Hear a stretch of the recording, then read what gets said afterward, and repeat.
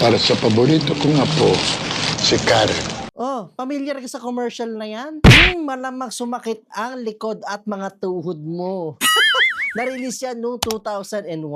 Para yan sa mga trentahin at kwarentahin. Kidding aside, meron kaming customer pangalan Karen, kaya naalala ko yung commercial na yan. Ito si Miss Karen, suki na namin ito since 2024.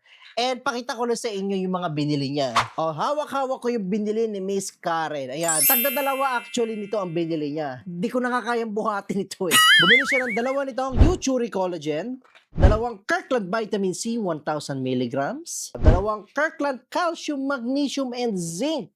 And lastly, dalawa nitong Kirkland Vitamin D3 2,000 IU.